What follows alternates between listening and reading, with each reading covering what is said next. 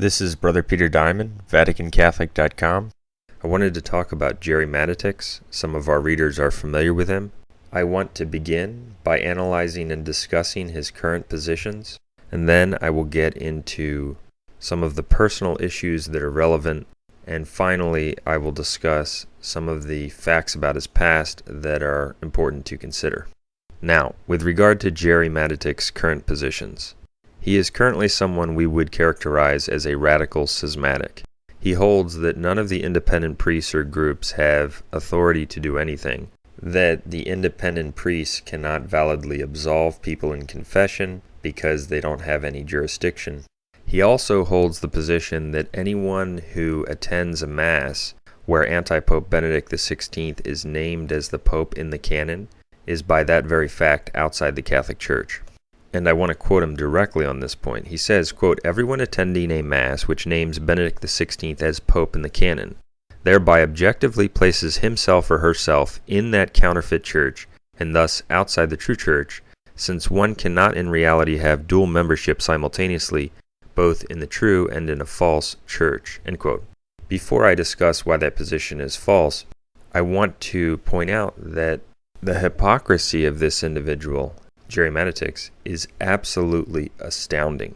Because based on that statement, he presents himself as if he's this uncompromising traditional Catholic who completely rejects Benedict XVI and communion with anyone in communion with Benedict XVI. But actually, believe it or not, Gerry Matatics is simultaneously a promoter of the Vatican II sect.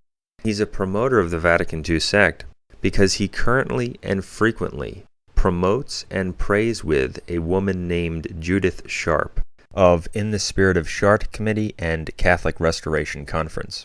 Not only does Judith Sharp not take a public position against anti-Pope Benedict XVI, but she actually features speakers such as Robert Sungenis and John Salza, who defend the Vatican II Church and defend anti-Pope Benedict XVI. For example, here's a clip from about 1 year ago, April 2011, in which Judith Sharp is describing John Salza as a Catholic and a Catholic apologist. Mr. John Salza is a Catholic man who was actually once a member of the Masons, but through the grace of God saw its evils and got out. John is a Catholic attorney and a Catholic apologist. John Salza, who defends anti-Pope Benedict XVI, Vatican II, and even promotes the heretical and condemned idea that the Eastern, quote, Orthodox are in the Church of Christ. She calls him a Catholic. She's a complete heretic. And this is not something she did many years ago. This is reflective of her current thinking and activity.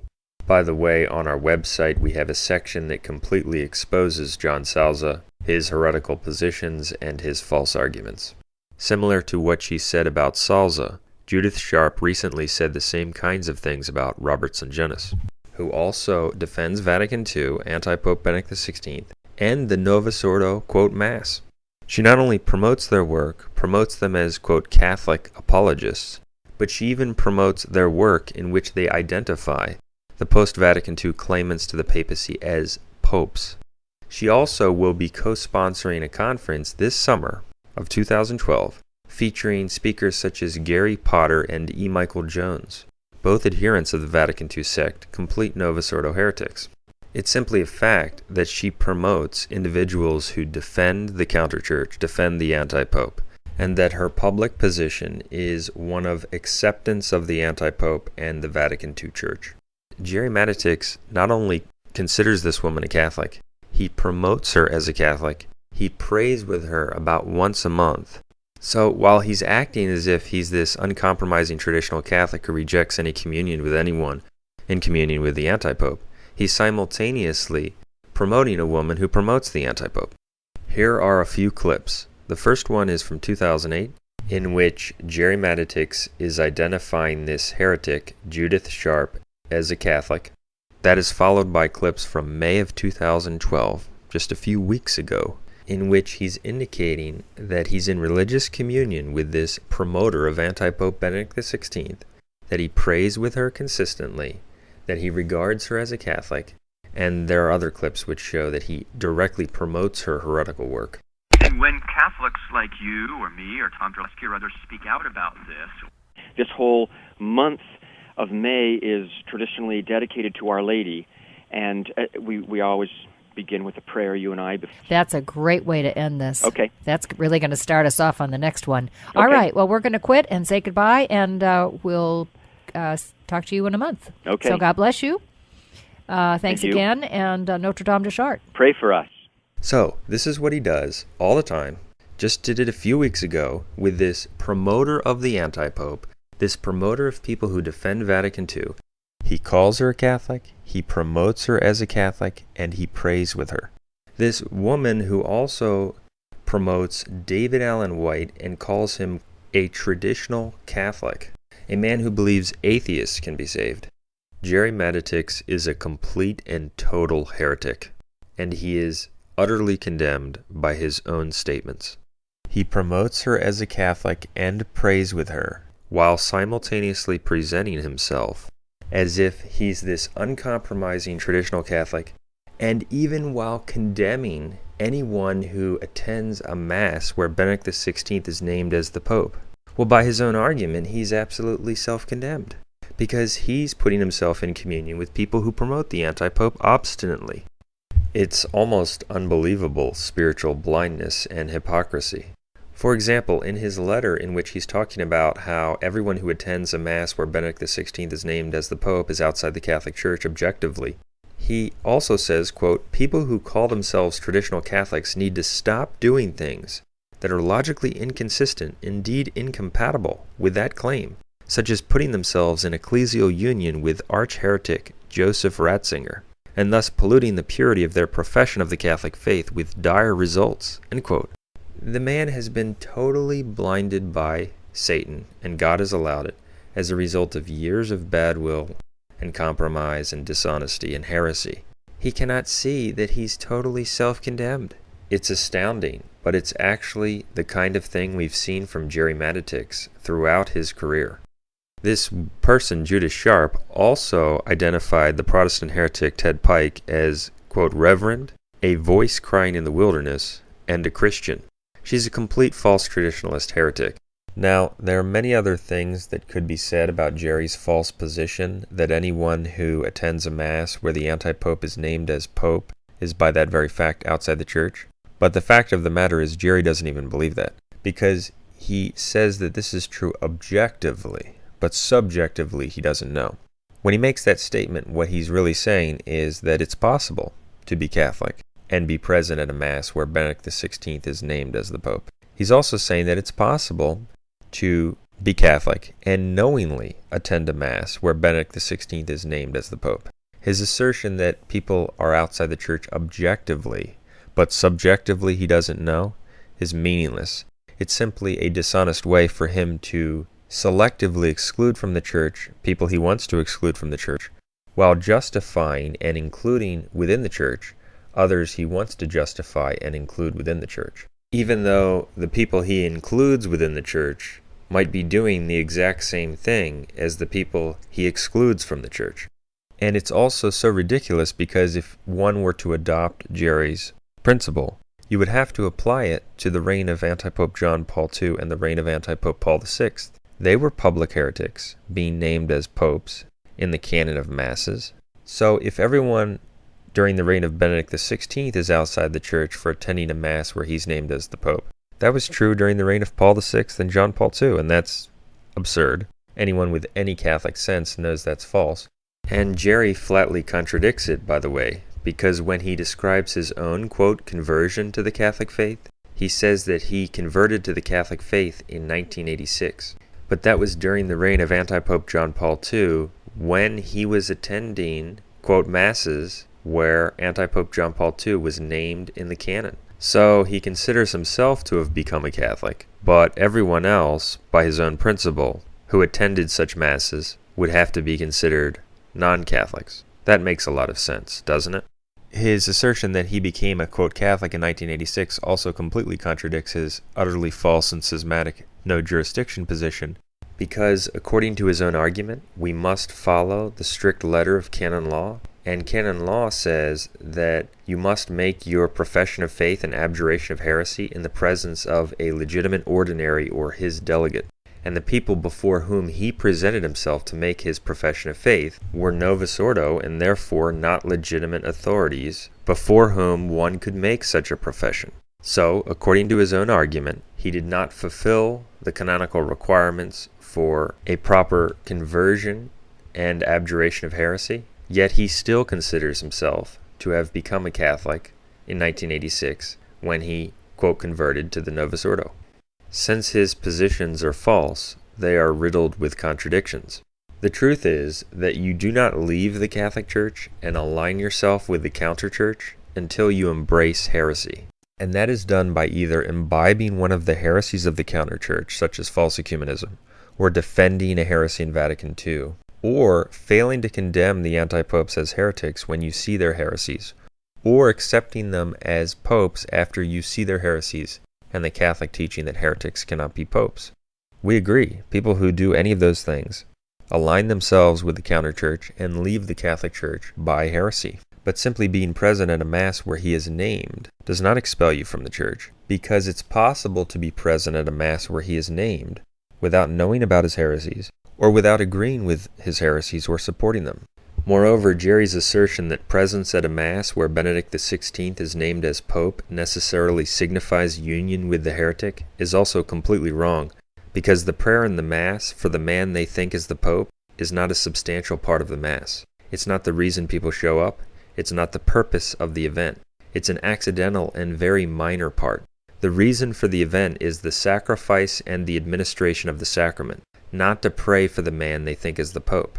The only thing receiving communion at such a Mass necessarily signifies is that the Mass is valid and that it's according to a legitimate rite of the Church. Presence there does not signify agreement with every minor thing the priest does, says, or thinks. To assert otherwise is false and ridiculous. Moreover, the prayer for the man they think is the Pope is an accidental and not a substantial part of the Mass, because they would be praying for anyone they consider to be the legitimate Bishop of Rome. The prayer is intended to show union with the papacy, not even with one man in particular. If they lived 100 years ago, they would be saying the same prayer for a true Bishop of Rome. The prayer is meant to distinguish them from the Eastern schismatics and other heretics who do not accept the papacy and what Christ instituted in St. Peter.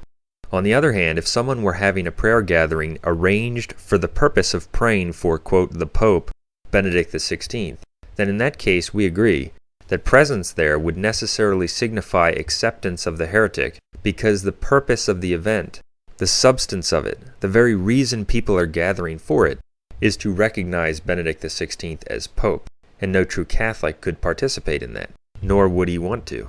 That is also why Gerry's prayer with Benedict XVI promoter, Judith Sharp, signifies heresy, because the very purpose of his prayer with her, the reason for doing it, the substantial characteristic of their joining together in prayer, is to enter into religious communion with each other.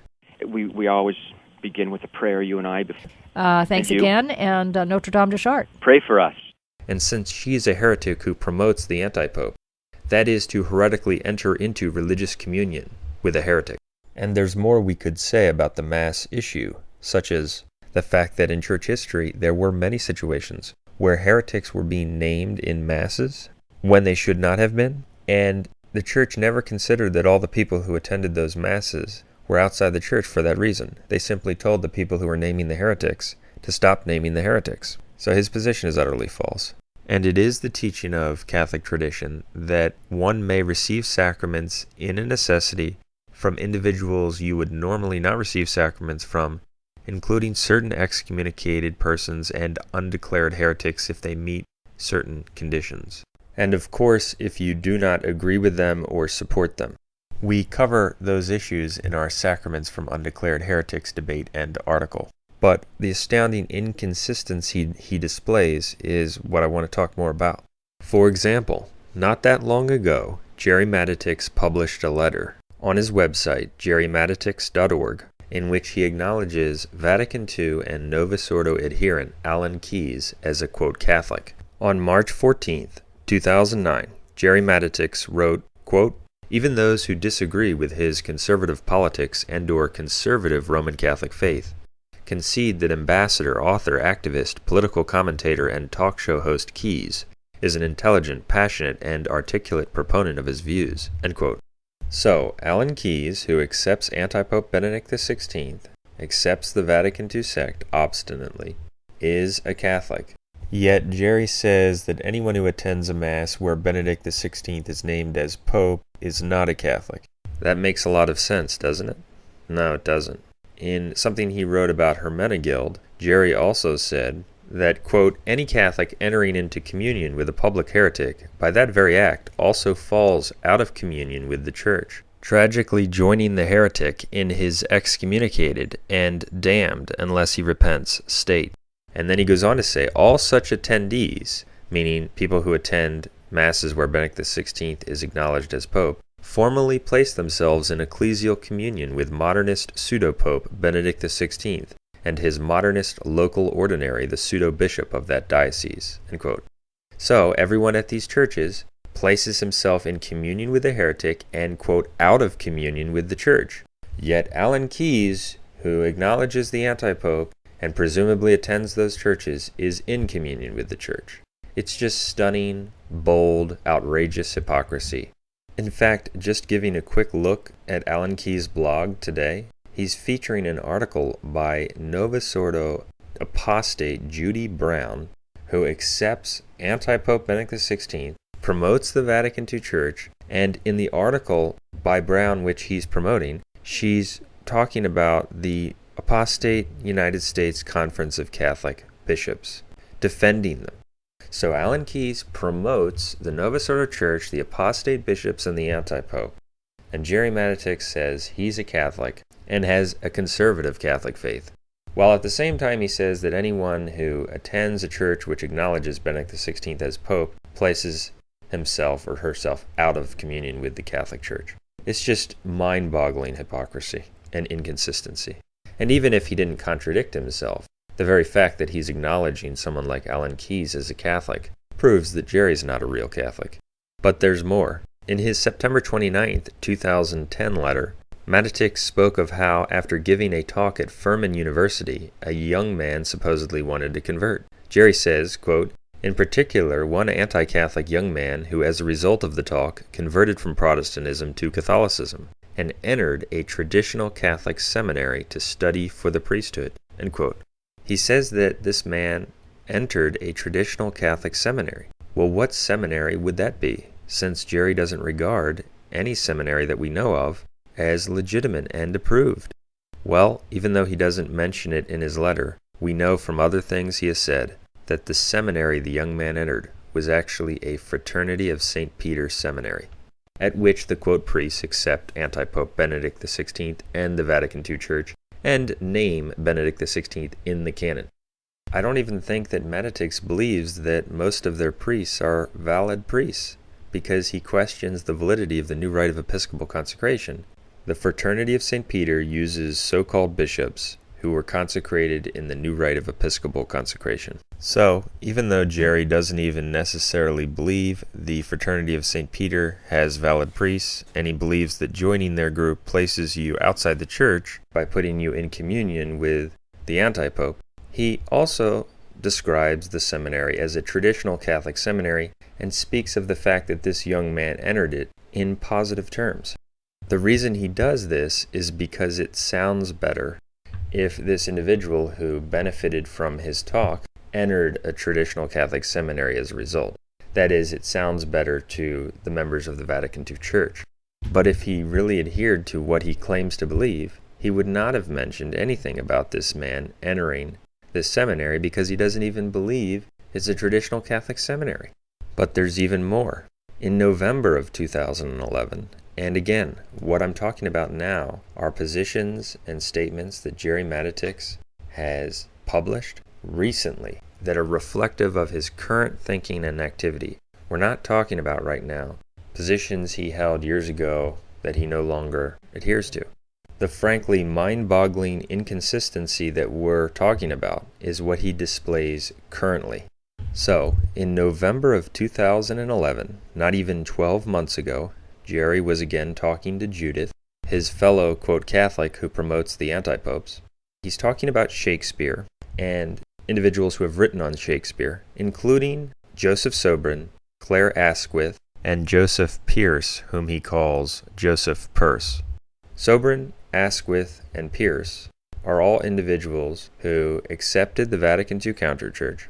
Sobran has passed away, but he was a clear proponent of the Vatican II counterchurch and the anti-popes.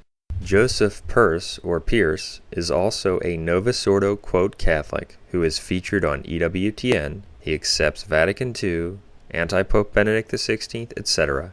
And Asquith is also someone who has been featured on EWTN and is a Vatican II so-called Catholic defender of anti-Pope Benedict XVI.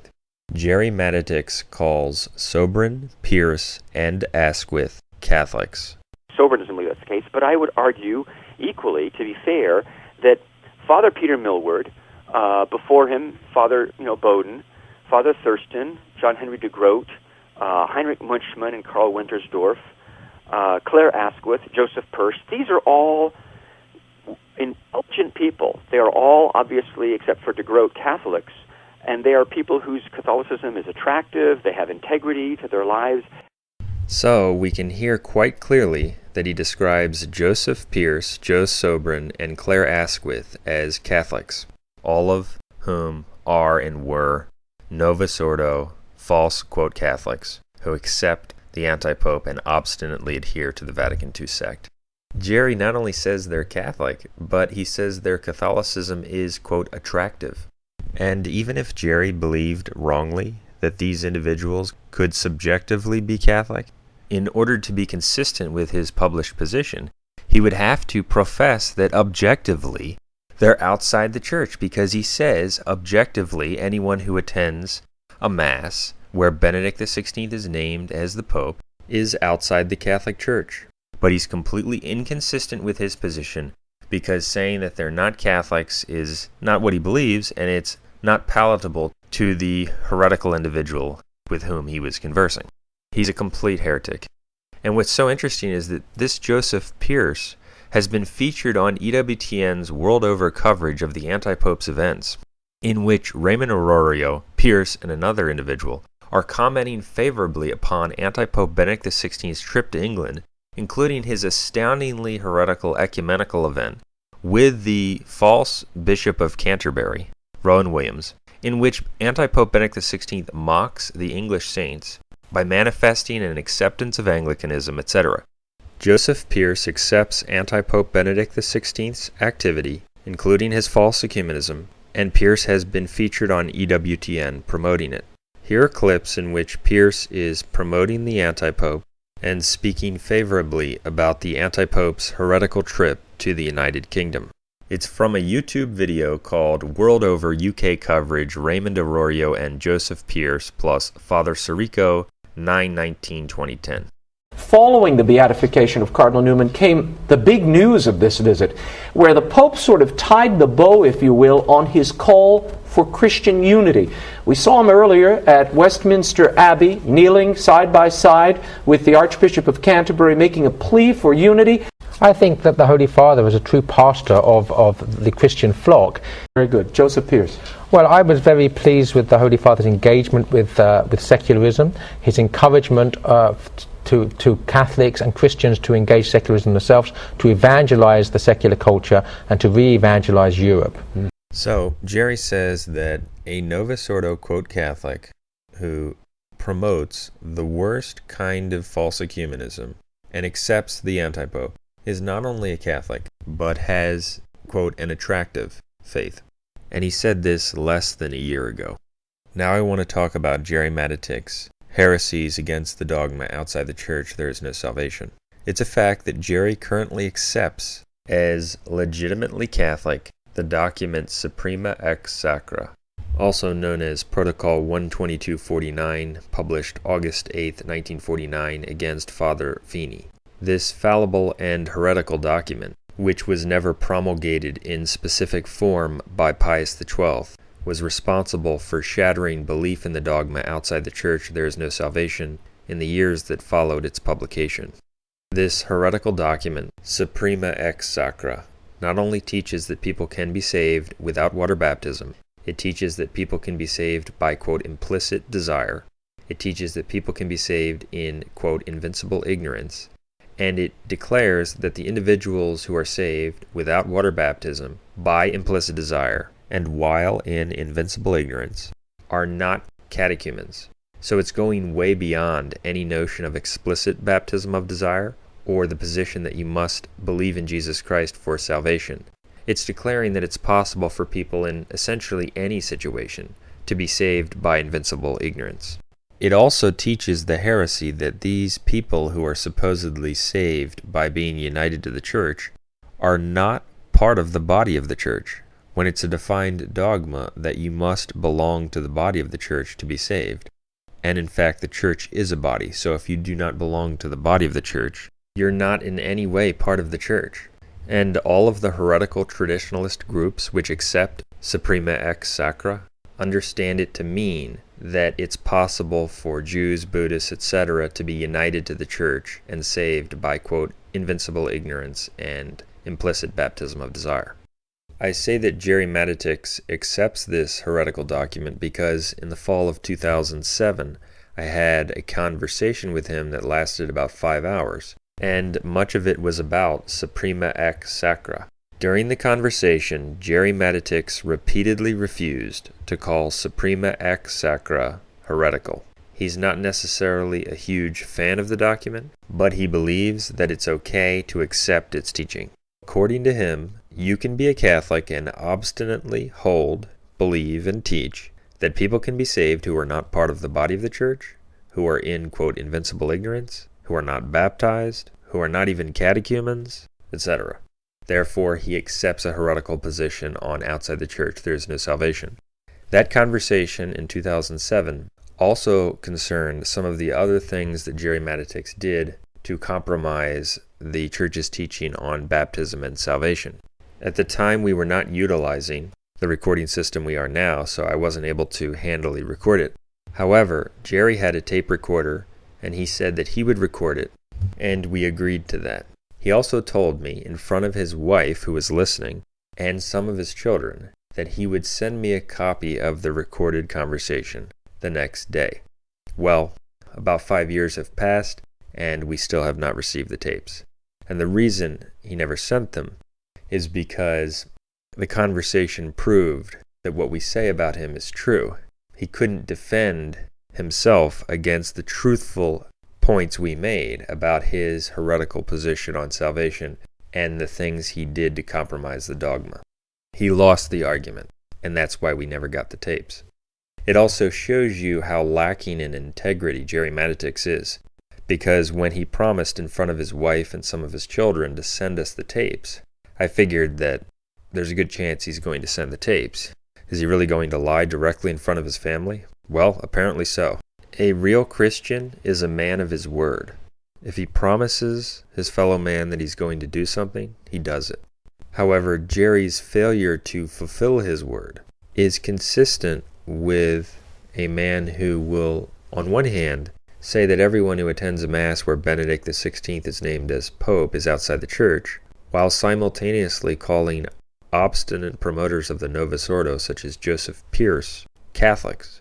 Now, to this day, Gerry claims that we misrepresent him on the dogma outside the Church there is no salvation. A few years ago he wrote, and this is what he still promotes, quote, "The Diamond Brothers, be it noted, have persisted, even after I have corrected them, in libelously misrepresenting me as having sold out to those who teach the liberal view, that one can be saved in other religions, which is a damnable lie, since I have never at any time held to this heresy, nor have I for a single moment ever considered to be a Catholic anyone holding to this heresy." End quote. So, let's make this clear. Gerry Matatics says that we commit a damnable lie when we say that he considers as Catholics people who hold to this heresy, that people can be saved in false religions.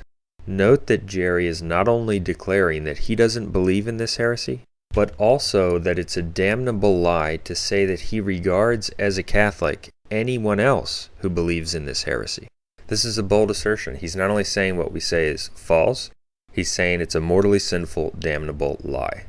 Well, let's play the audio to refute this damnable liar, Gerry Matatics, who is frankly so dishonest that even when you have irrefutable audio proof to refute what he says and prove what we're saying, he'll still say it's a lie.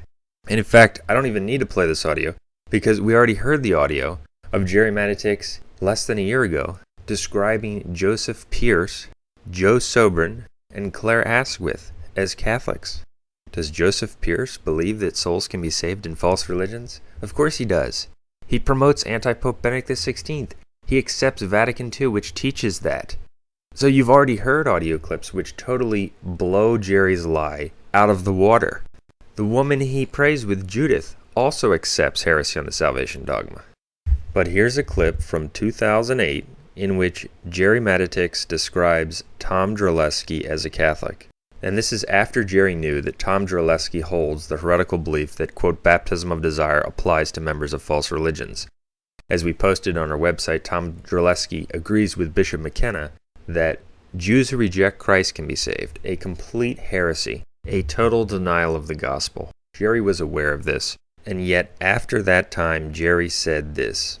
And when Catholics like you or me or Tom Drolesky or others speak out about this... So, is Gerry's statement that he never, quote, for a single moment ever considered to be a Catholic anyone holding to this heresy, end quote, true or not?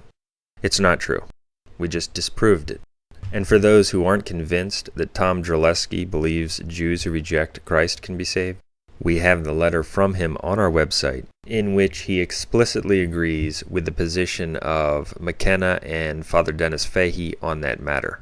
Now Gerry, since he doesn't always tell the truth, might just say, well, he didn't know that Tom Drolesky believes Jews who reject Christ can be saved. He did know. And even if Gerry didn't know, which he did, he would have an obligation to find out what someone like that believes before promoting him as a Catholic, especially in this period of almost universal heresy and apostasy. We also proved that what Gerry said is false by playing what he said about Joseph Pierce and other Novus Ordo, quote, Catholics who believe that souls can be saved in non-Catholic religions. And so he commits a grave sin by saying that we misrepresented him when we didn't, and then saying that it's a damnable lie when it's true. Now, Gerry might not personally believe that Jews and Buddhists, etc., can be saved. He probably personally doesn't. But he does personally believe it's possible for people to be saved without water baptism. And the key factor here is that he believes one can be a Catholic while adhering to Suprema ex Sacra, as I discussed earlier. So, while he may not personally hold the position that Jews who reject Christ can be saved, he's not going to say that someone who holds that position is outside the church, or someone who adheres to Suprema ex Sacra obstinately is outside the church. And that's why he's a heretic against the dogma outside the church. There is no salvation. Now, in the aforementioned statement that Gerry published on this matter of his salvation beliefs, he also addressed his acceptance of the false view of explicit, quote, baptism of desire. And in attempting to articulate it, he utters a massive contradiction. It's actually surprising how blatantly he contradicts himself. Gerry says that it's acceptable to hold, quote, to the remote possibility of salvation for Catholic catechumens who hold the Catholic faith and who possess perfect charity and perfect contrition for their sins, and thus might qualify to receive the grace of the sacrament of baptism when they are unable, through no fault of their own, to receive the sacrament itself, especially if these spiritual qualities are evidenced by their martyrdom for the Catholic faith, end quote. Now, before I proceed, notice that he clearly expresses belief in, quote, baptism of desire, and he says that these unbaptized individuals can have the Catholic faith. Well, that contradicts Catholic teaching because you receive the Catholic faith with water baptism.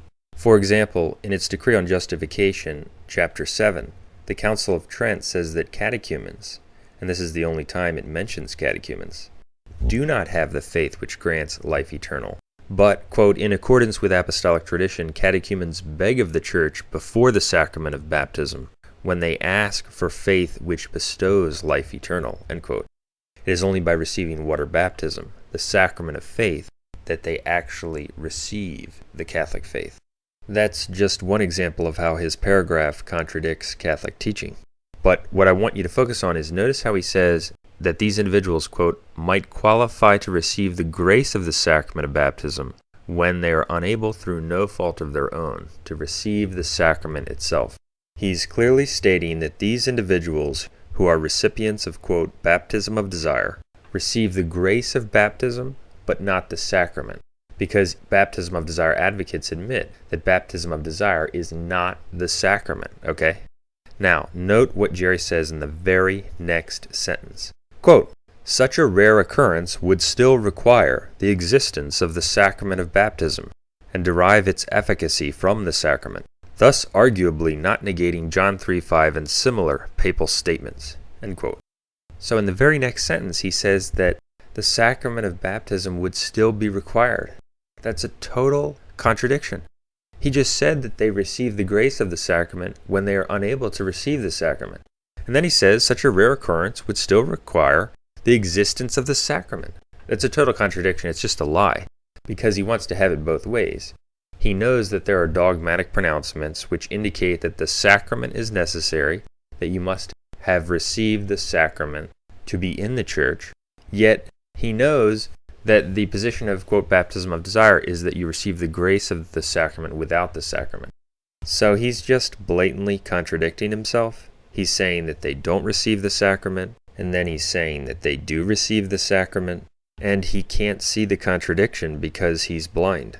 And whenever anyone defends a false position, such as baptism of desire, the argumentation advanced for that position will always at some point be inconsistent. And in my discussion with Gerry in 2007, it was clear that he was unable to reconcile his acceptance of baptism of desire and Suprema ex sacra with the dogmatic pronouncements on the necessity of water baptism for church membership and salvation. Some time ago, I also challenged Gerry to a debate on, quote, baptism of desire, and he never responded. So, those are the reasons that Gerry Matatics denies the dogma outside the church there is no salvation. He accepts as Catholic a heretical position, such as articulated by Suprema ex sacra, as well as individuals who believe in salvation outside the church. He also obstinately contradicts the church's dogmatic teaching on the necessity of water baptism for church membership and salvation. Now, as mentioned earlier, Gerry Matatics also currently holds the false no jurisdiction position, that none of the independent priests or groups have jurisdiction to hear confessions, they're all unlawful, and therefore all the confessions that people make to these individuals are in vain.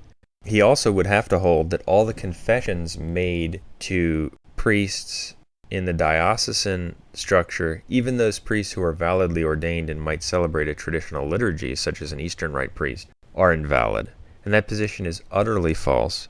In the file on our website, which deals with Gerry Matatics, we have audios that absolutely demolish Gerry Matatics' false position on jurisdiction. I also challenged him to a debate on that topic. He never responded. His position contradicts church history. He actually cited a book called Supply Jurisdiction According to Canon 209 because he thought it supported his position that jurisdiction is not supplied to people who never had it before, that it's not supplied in certain circumstances. And in these audios, I go through the very book he cites, and I show that it teaches exactly the opposite of what Gerry said. It teaches that jurisdiction is supplied to people who never had it before, and in the very circumstances where Gerry said it doesn't apply. So his position is completely refuted from the very book he cites. It is also destroyed by the facts about the Great Western Schism. During the Great Western Schism, you had all kinds of priests who were elevated and ordained under invalidly elected anti-popes and the bishops they elevated. So if only those who received a proper canonical mission from legitimate authorities within the Catholic Church can have jurisdiction, for example, to hear confessions, then those priests in the Great Western Schism operating under the anti-popes did not have jurisdiction to hear confessions, and all the Catholics who approached those priests for confessions did not have their sins absolved. But that's completely wrong. Those priests did have jurisdiction to hear confessions, despite being under the antipope, because the church supplied it to them automatically. And in fact, St. Vincent Ferrer was one of those priests operating under antipope Benedict XIII. And when the church canonized St. Vincent Ferrer, it actually made reference to some of his deeds during the time period he was serving under the antipope. He was wrong in good faith about who the properly elected pope was. And therefore the church was not saying, well, actually the confessions you heard during that period under the antipope because you did not receive a proper canonical mission were invalid. No, it's absurd. And someone might say that St. Vincent Ferrer was a special case. He was a miracle worker, and therefore he had an extraordinary mission. But that argument fails miserably as well, because what about all of the other priests during the Great Western Schism under the antipopes who were not working miracles? They had jurisdiction too, because the church supplied it to them automatically for the needs of the faithful. The no jurisdiction position is simply wrong. It's a misunderstanding of the nature of ecclesiastical law and how it is to be understood and applied, and how it is to be distinguished from dogmas. The facts about the Great Western Schism completely refute the no jurisdiction position held by Gerry and some others. And Gerry's attempted response to these facts is quite poor. Here's an example.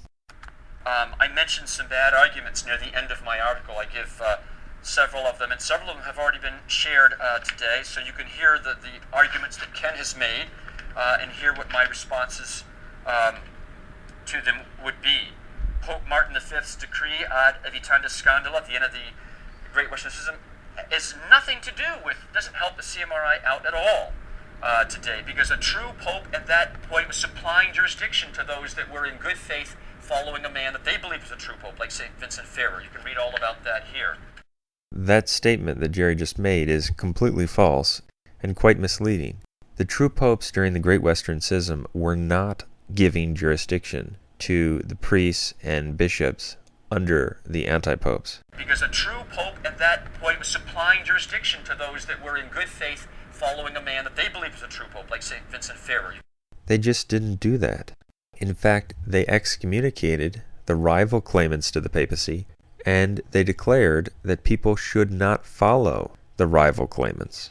They did not give canonical mission or jurisdiction to the priests who were operating under the antipopes. They just didn't do it. So the only reason that the priests operating under the Avignon antipopes and the other antipopes were able to validly absolve people, as Gerry seems to admit that they were, is because the church supplied the jurisdiction to them automatically in the doubt of fact situation. It's a clear, irrefutable, historical example of how the church supplies jurisdiction to people who were never canonically approved in the proper way under the normal requirements, and that the church will do this for the needs of the faithful as a result of a doubt of fact situation, doubt of law situation, or common error. The advocates of the no jurisdiction false position have absolutely no cogent answer for the facts about the Great Western Schism, as Gerry's very bad argument and actually blatantly false statement shows. The only answer they can give is to throw out a distorted and very misleading response that might confuse people who don't actually carefully consider what he's saying or don't know a lot about the Great Western Schism, but it will not convince people who carefully assess what he's saying and are more familiar with the issue. Gerry makes the claim that the true popes during the Great Western Schism were authorizing the ministry of the priests under the antipopes. It's just completely untrue. Because a true pope at that point was supplying jurisdiction to those that were in good faith following a man that they believed was a true pope, like St. Vincent Ferrer. He can't cite any document which states that, and he would actually have to cite a document which authorized the ministries of all of the priests during the entire Great Western Schism under all of the different antipopes. And of course, he doesn't have any such document. What he really means by that very misleading statement is not that the true popes during the Great Western Schism were giving some kind of explicit authorization or jurisdiction to the priests under the antipope. What he really means, but he says it in a very misleading way, is that, well, since there was a true pope reigning, the church supplied the jurisdiction automatically to the priests who were not properly approved and operating under an anti-pope. Because a true pope at that point was supplying jurisdiction to those that were in good faith following a man that they believed was a true pope, like St. Vincent Ferrer. The argument that the church did supply the jurisdiction automatically to these priests who were never approved simply because a true pope was reigning is absurd, baseless, and when analyzed, only makes his position even weaker, if that were possible. For if the church supplied jurisdiction automatically to unapproved priests operating while a true pope was reigning, how much more would it supply jurisdiction automatically for the benefit of the faithful to priests operating when there is no true pope reigning? Because the priests under the anti-pope during the Great Western Schism, what were they doing? They were operating ministries that were rival ministries to the ministries of the priests under the true popes. So they were actually a rival hierarchy. And yet the church, for the benefit of the faithful, still supplied jurisdiction to those rival priests. It supplied it to them even though they operated directly against the true pope and directly against the approved priests. And it supplied it to them for the benefit of the faithful in the common error or doubt of fact situation.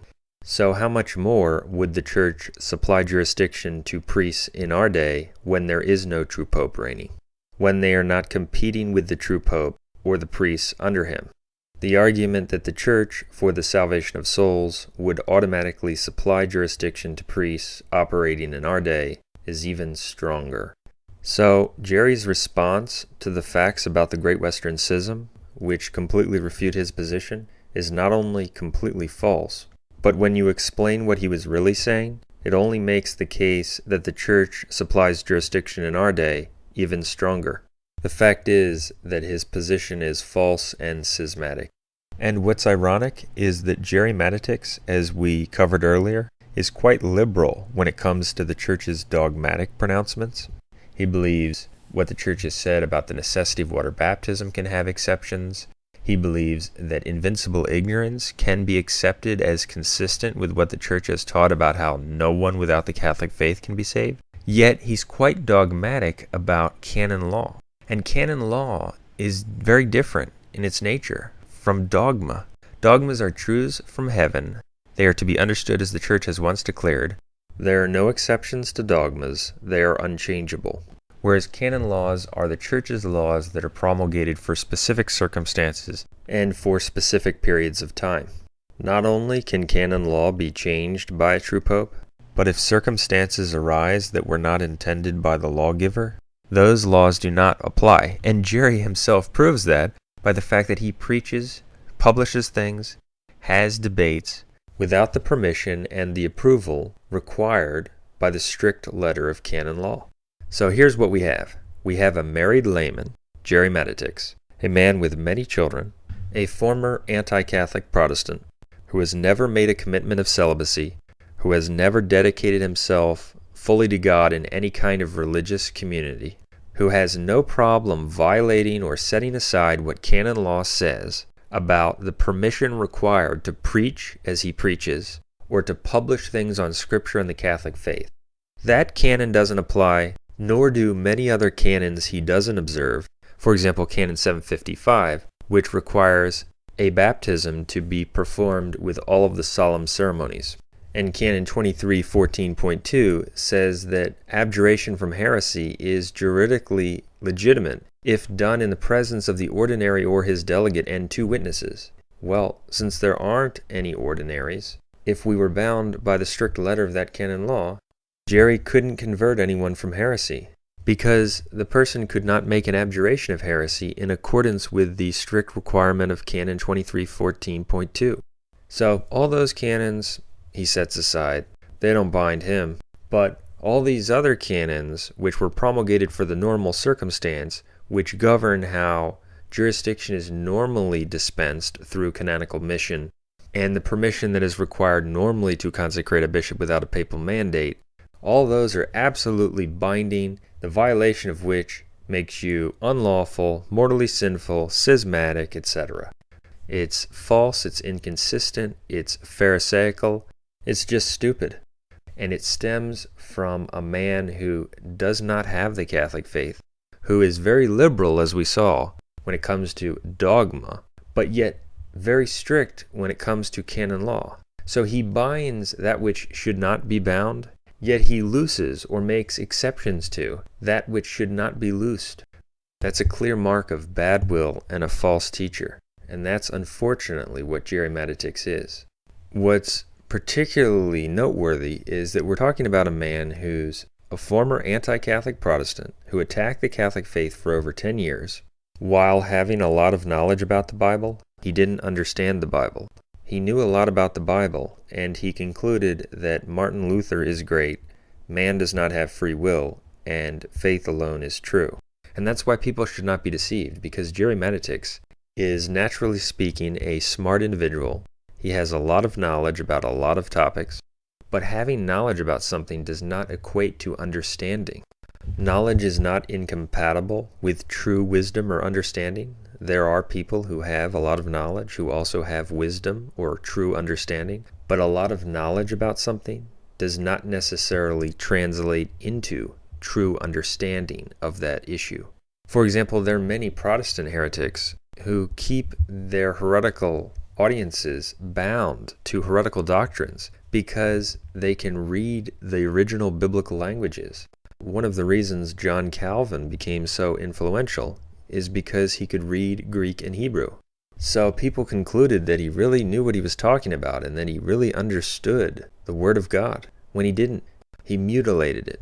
And so many people put a lot of stock in what these heretical preachers say because they know the biblical languages. Well, while they know the biblical languages, they have no real understanding of what the Bible says. So one should not be deceived by someone who might possess a lot of knowledge. That does not equate to understanding. It doesn't mean he's right. It doesn't mean the position is in accord with infallible Catholic teaching or God's truth, because goodwill is a factor. Goodwill must be operating. A person must be sincere. The desire to serve God first must be operating. And that's unfortunately not the case with Gerry Matatics, and that's why throughout his career, despite having a lot of knowledge about a lot of topics, he's consistently been wrong on key points. And there's a lot more I could say about that. He first, quote, converted from being an anti-Catholic Protestant to the Novus Ordo. And again, I mentioned it earlier, but it's an astounding inconsistency.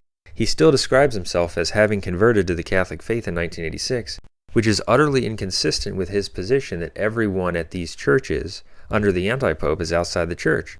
He doesn't seem to apply that to his own, quote, conversion. And then he was a false traditionalist for years, and we actually were instrumental in finally convincing him to reject anti-pope John Paul II and anti-pope Benedict XVI as anti-popes. That's a fact. He was reading the material. He was promoting it. We were in contact with him. But before he became convinced, he was so resistant to the truth, it was really troubling and indicative of bad will. For example, after he knew about the joint declaration with the Lutherans on justification, and after he knew about the false ecumenism of Assisi, John Paul II's teaching on salvation outside the church, he was very familiar with these things.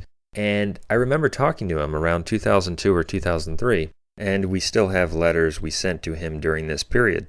We had just posted a Heresy of the Week, pointing out how anti-Pope John Paul II commemorated the anniversary of the synagogue. And I was discussing with him how that's clear proof of heresy and how John Paul II is not a Catholic. And Gerry was saying, while it's a bad thing to do, it doesn't prove that he's an actual heretic, that he's not a Catholic. And when we discussed the joint declaration with the Lutherans on justification, Gerry said the same thing. He said it's not proof that John Paul II is not a Catholic. That was the kind of position he adopted for years. Now, it's one thing to be unaware of the Catholic teaching that a heretic ceases to be pope, but it's another thing to see the heresies of the anti-pope and to fail to denounce him as an obvious heretic. That's what he failed to do for years. And in fact, he was so compromising and so tied down by human respect that for many, many months he had on his website this letter from Chris Ferrara, a complete heretic, written on behalf of Gerry, in which Chris Ferrara said that Gerry does not question the orthodoxy of the New Catechism, does not doubt the validity of the new Mass, is not a quote Feeneyite, etc. And it can be documented that this was on his website for many months. Here's a quote from the letter that was published on Gerry's website. Quote, Mr. Keating does not offer even a soupçon of evidence for his charge that Gerry holds that there are errors in the new catechism. Mr. Keating creates the desired impression in the minds of his readers, then quietly moves along without leaving behind any substance. End quote. So basically what this was a letter from the heretic Chris Ferrara on behalf of Gerry, promoted on Gerry's website, basically marking him as a faithful follower of the counterchurch, that he doesn't question the new catechism, he doesn't question the new Mass, he's not a quote Feeneyite, and some other things. And I was just appalled by this because Gerry, while he was not a sedevacantist at the time, he was presenting himself as a traditionalist who critiqued the new church. And yet he has this letter prominently on his website from Chris Ferrara, where Chris Ferrara is saying on behalf of Gerry that Gerry doesn't question the validity of the new Mass, that he doesn't consider the new catechism to be heretical or even erroneous. And I wrote to Gerry during this and I said, do you believe this stuff that's on your website, that's in this letter you're promoting on your website? And he said, no. And he said, I just haven't gotten around to reading carefully what's in there and or removing it. So he claimed that he just didn't have time to look into it. No, he wanted to leave it up there to give the false traditionalist crowd, the Novus Ordo crowd, the impression that he was a good boy. He wasn't attacking the doctrinal legitimacy of the new catechism, etc. So he totally compromised and sold out. And that's not a case of someone being wrong about something. Someone can be wrong about something in good faith on a deeper matter of the faith if he's unfamiliar with the facts. That's a case of someone not serving God. That's a case of someone serving Satan. He was too bound by human respect to do what was right, so we wrote to him and rebuked him, and he finally took it down. However, it remained on his website under a different URL. The letter was removed from his homepage, but it remained on his website on a different page. By the way, the fact that he had this letter on his website also disproves what he said against us, that he never for a single moment promoted heresy against the dogma outside the church, there's no salvation, by promoting the heretical position that the new catechism does not contain doctrinal error. He was saying that the new catechism's teaching of salvation outside the church was not doctrinally erroneous. That's just another proof that what he said about us was false. But anyway, returning to the point, so he removed the letter from his homepage, but it remained on a different page of his website. And so on July 3rd, 2004, I wrote to him, and part of the email said, quote, by the way, on your website, you are still hosting the Chris Ferrara letter, and I give the URL, wherein you repudiate sedevacantism, quote, Feeneyism, condemning the new Mass, etc. The only reason I know this is because shortly after you took this down from your main page, Chris Ferrara wrote an article in The Remnant. In his article, Ferrara mentioned his letter about you and the Carl Keating thing, and he gave out the web address publicly so that anyone could see it and access it. I would be extremely surprised, no, I would be shocked, if it were true that you did not read Chris Ferrara's article, which mentioned you, and that you did not see this web address given out publicly for the letter. If so, then you deliberately left this heretical letter up for all to see, thereby again denying the faith. And I actually went on to say, Gerry, I write all of this in charity, but we must say, if you continue on your course of compromise and heresy, that you will not save your soul, but will definitely be lost. End quote. And so what happened is he took it down from his main page, but Ferrara, this heretical promoter of the counter-church, published an article in The Remnant stating that Gerry still promotes the letter and giving out the URL. Was Gerry unaware of the fact that this letter somehow remained on his site, just on a different page? I don't think so. And so he took it down from his main page but left it up under a different URL. And eventually, when he finally took the position that the chair of St. Peter is vacant, or shortly before, he finally took the letter down. But this was the kind of thing that was going on during this period. The lack of sincerity, the inability to serve God alone, the manifestation of impure motives and intentions. And so it's not a surprise that this guy, even when he adopts the true positions, such as repudiating anti-Pope Benedict XVI. He will give a false twist to it. The devil will deceive him to mislead people subtly in certain ways. And that's what's happening with his adoption of the no jurisdiction false position, and this false position that everyone who attends a Mass where Benedict XVI is named as Pope is by that very fact objectively outside the Church, while he simultaneously promotes as Catholics people who obstinately accept anti-Pope Benedict XVI.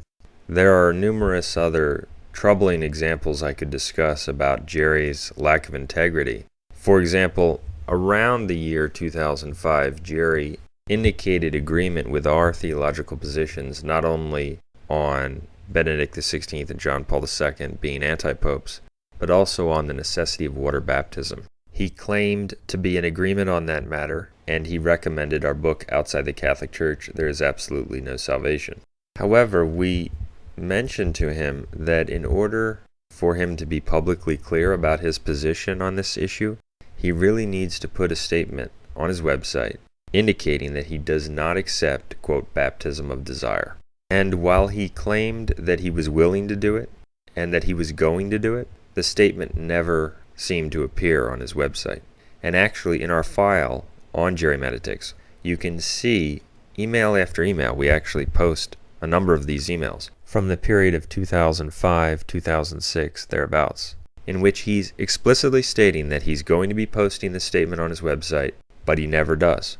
For example, one email, which is posted on our website, which he sent to us during this period, says in it, quote, "Dear Brother Peter, I have a statement I should be able to put on my website sometime tomorrow that includes a paragraph you can excerpt on your website as well, affirming my adherence both to the dogma extra ecclesiam nulla salus and to the dogma on the absolute necessity of water baptism for salvation, and recommending your book as the best treatment of this entire matter currently in print." End quote. But the statement never appeared on his website, and he came up with all of these excuses for why he supposedly didn't get around to it. And it's clear that he never intended to do it, or he was not sincere in saying that he was going to do it, or he was too bound by evil forces to profess his faith. He didn't run into some insuperable problem every time that prevented him from doing it. He was telling us that he was going to do it to give us the impression that he really stood for the issue, while he was unwilling to post it on his website because that would separate him from all of the, quote, baptism of desire heretics who believe in salvation outside the church, etc. So that was really indicative of his true colors. And at that point we realized that the guy was not a real Catholic, even though he claimed to be in agreement, that he didn't really stand for God. He couldn't serve God alone, and he was held back by other considerations which were impure. A person who stands for God simply promotes the truth, and he doesn't care what these other people say. And so anyway, on top of that, he not only didn't post the statement on his website while he's telling us that he's in agreement and that he's going to post it, but actually he sent out an email during this period to some of his friends who are, quote, baptism of desire advocates, giving them the impression that he still accepts baptism of desire. It was an ambiguously worded email. In fact, I want to quote it, and you can see it on our website in the file about Gerry. It's from Saturday, October 29th, 2005.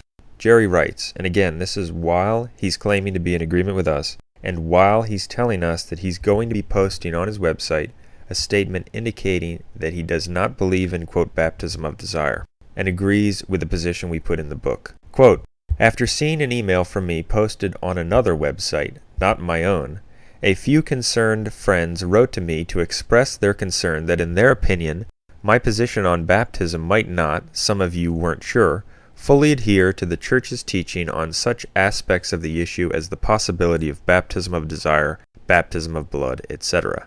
And he goes on to say, "I wish to assure you that I do accept the Church's full teaching on these matters. I am not a Feeneyite, as some of you may have thought." And he concludes by saying that he will be posting a statement on this issue on his website. So what he did is, he sent out this letter to his, quote, baptism of desire friends, clearly implying that he accepts, quote, baptism of desire, by stating that they were concerned that he doesn't fully adhere to the Church's teaching on such aspects of the issue as the possibility of baptism of desire, and he says, "I wish to assure you that I do accept the Church's full teaching on these matters." That clearly implies that he accepts the possibility of baptism of desire. And he also says in that context that he's not a, quote, Feeneyite, further implying that he does not hold the position that everyone must be water baptized, because the people who deny that truth wrongly call the adherents of that position, quote, Feeneyites. So the letter was worded in such a way that he did not explicitly state that he accepts baptism of desire, but he clearly implied that. And in his dishonest mind, he felt that as long as he didn't explicitly state that he believes in baptism of desire, he could then go back to us and say, well, I never said I believed in baptism of desire. It's true that I'm not a Feeneyite, because he didn't think of himself as a Feeneyite, and I do adhere to the Church's teaching, and all I was telling them was I accept the Church's teaching on such aspects of the issue as the possibility of baptism of desire, which really meant that it's not possible at all. But you can see what was going on. He was trying to play both sides, and it was frankly despicable. And we felt betrayed by this because he was telling us he's in agreement. We wanted to think of him as a true Catholic, yet he's quietly sending out emails to this heretical crowd, implying that he agrees with baptism of desire, and distancing himself from what we said on our website that he held, which was based on what he communicated to us. And at that point, we simply saw it as a confirmation that the man is not sincere, that he's of bad will, and that he's false brethren, as St. Paul says in 2 Corinthians 11:26. In fact, his activity during this period, and during the years before he took the position that the chair of St. Peter is vacant, was so disgraceful, giving one side the impression that he holds one position, while giving another side the impression that he holds the opposite position, that it could be truly described as spiritual whoredom.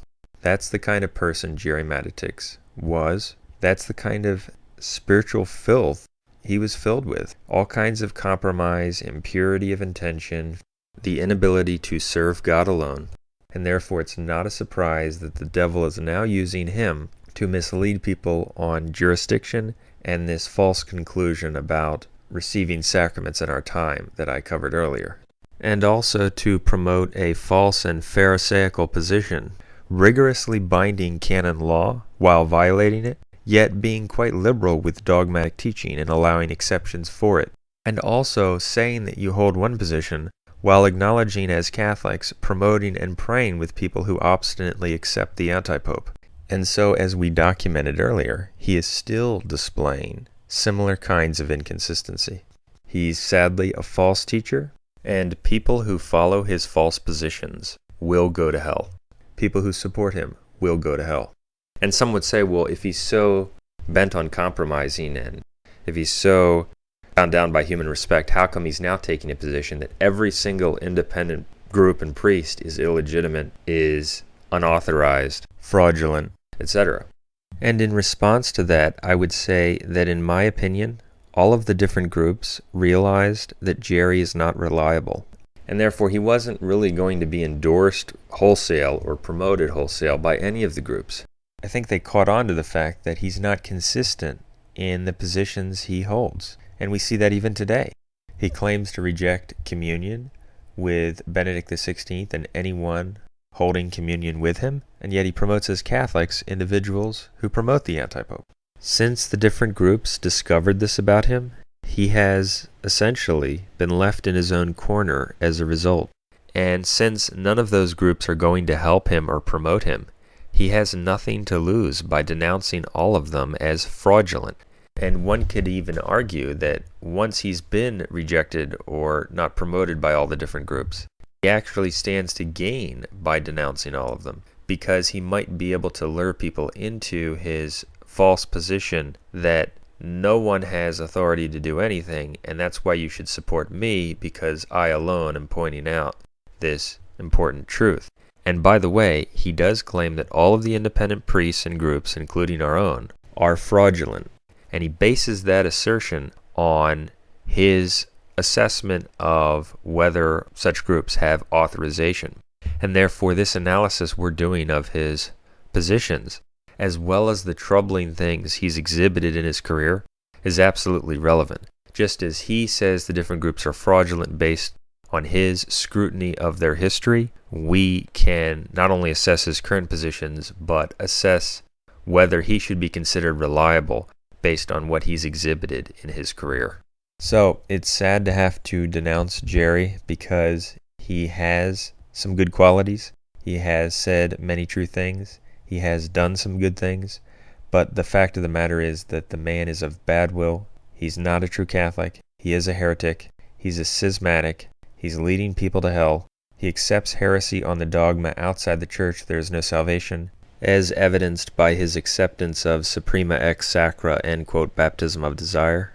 He claims to reject any communion with anti-Pope Benedict XVI and those in communion with him, while he promotes as Catholics numerous individuals who obstinately promote and accept the anti-Pope. He says that according to canon law, no one has authority to do anything, while he carries on a worldwide apostolate preaching and publishing without the permission normally required by canon law, and all of the other things I covered in this video. He is a false teacher, and those who support him will go to hell. We wish for his conversion. However, at this time, we believe that's highly unlikely. There's a lot more we could say about him, and we will if we feel it's necessary.